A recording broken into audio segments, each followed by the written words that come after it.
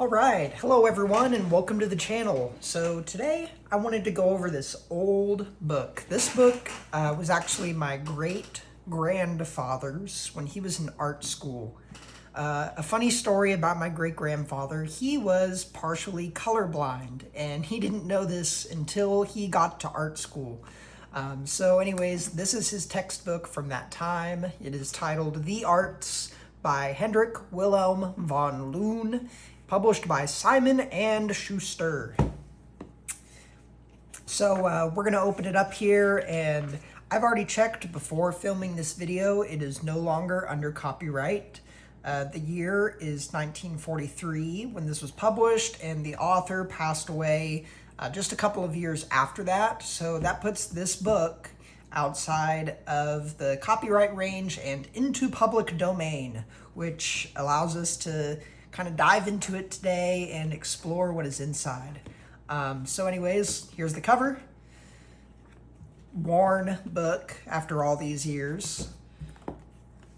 And right on the inside, we've got some really interesting drawings. Now, I don't know if these were made by my great-grandfather or if these were actually published in the book. They have this sort of pen and ink style that is also seen inside of the book. I'm hoping I can flip to a page with it. Yeah, like right here.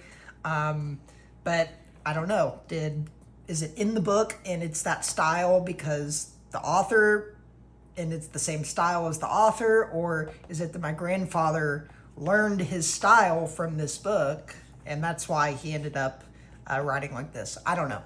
But what I will say is it is also, gotta be careful with this book, in the back cover.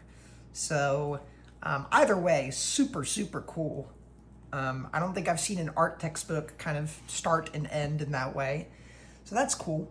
It goes over the different periods. It starts with prehistoric period, and it kind of outlines things all the way up until Empire style here at the bottom. So that's as far as it goes into Empire style. And I guess we'll kind of figure out what that means later. All right, a list of books by Hendrik Willem van Loon. Very interesting. Looks like his first books were written in 1913, and then he continued to publish things up through 1937. So that's interesting. Like I said earlier, he passed away a couple of years after this was published in 1943, so he wouldn't have published much more after 1937. Okay, moving on.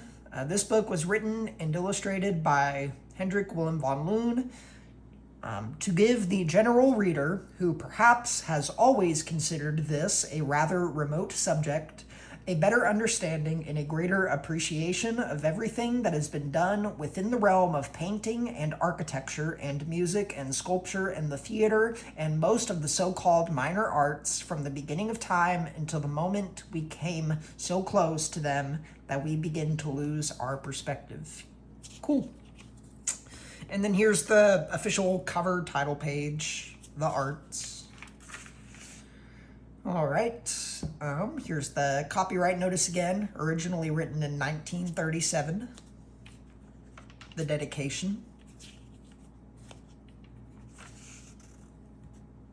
Okay, and the table of contents. Looks like there are chapters 1 through, lots of chapters, 63. Wow, and 630 pages, or 659 pages to get to the index.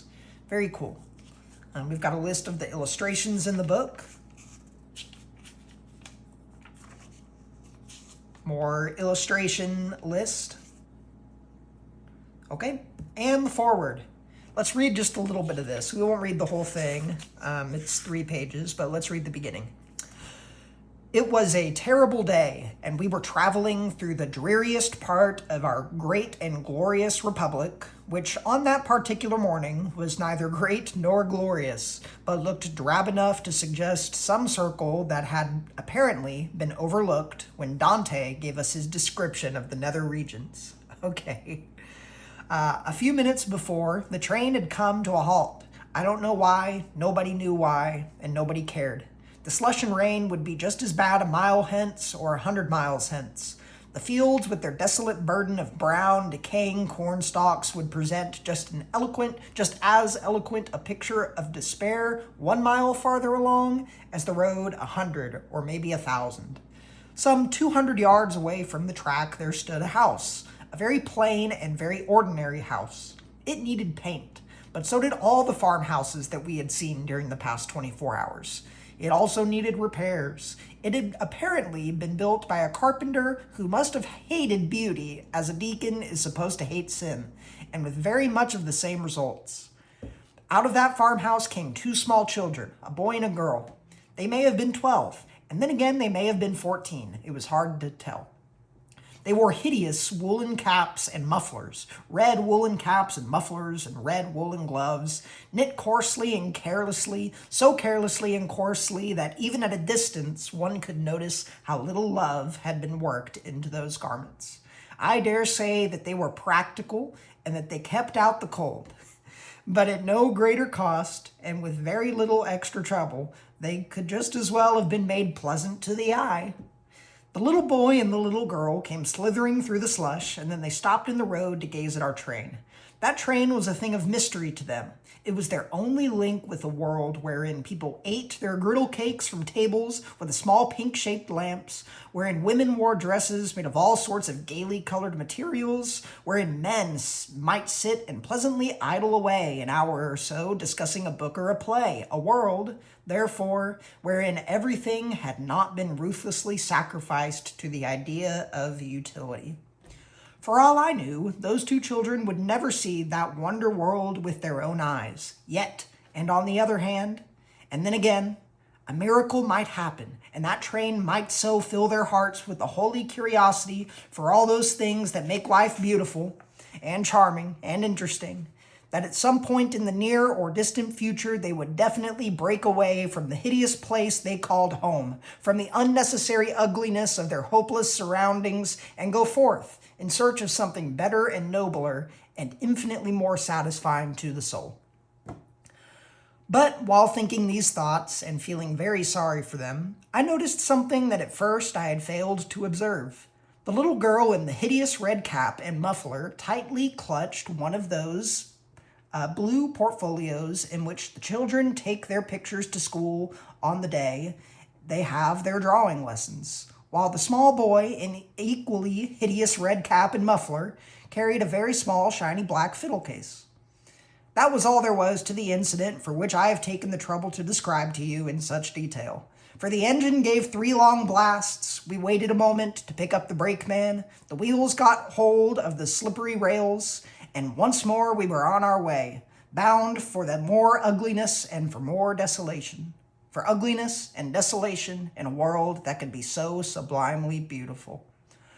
I went to the observation car and I watched those 2 little red specks grow smaller and smaller. During the last 20 years, I had been gathering material for a book on the arts, a book that should describe all the arts in a single volume. But until then, I had never quite had the courage to start it. Something kept worrying me. From what particular fixed point was I to write this book? Whom would I have in mind while writing it? Of one thing I was certain. I did not intend to write it for the professional student of art. He already could wallow in a sea of monographs and dissertations, of 10-volume catalogue leçons, of 20-volume handbooks, of 30-volume editions de luxe containing all the paintings, drawings, and etchings ever made by all the great masters of the past, present, and future. Neither did I mean to write it for the benefit of the artists themselves. If they really knew their jobs, they would be too busy to have the time for much reading. And if they were too busy and if they were no good, then the book might perhaps tempt them to persist in their futile efforts, and that, of course, would be a complete waste of time, money, and energy. As for the dear ladies who love art for the sake of its moral and uplifting influence, and their estimable spouses who don't know what art is, but who know what they like, no, they too must not be encouraged to pursue my pages. For I was quite sure that they would find nothing therein to contribute to their peace of mind or to the happiness of their mortal souls. But suddenly everything was clear to me. I had got my fixed point. I knew exactly who needed to hear the book I had in mind, and then and there I made my decision. I shall write it for those 2 infants in the red mufflers and the red woolen caps. I shall write it for those 2 children, one of whom carried a fiddle case and one of whom carried a bunch of drawings. I shall write it for those 2 forlorn kids who looked so eagerly at that train of ours, that train that was going places. By Hendrik Wilhelm von Loon. All right, I think that's enough for the introduction to this book. Very interesting forward. Next time, we'll dive into the prologue, and we'll actually start looking into chapter 1. Make sure to like this video, leave a comment, subscribe, and I'll catch you guys in the next one. See ya.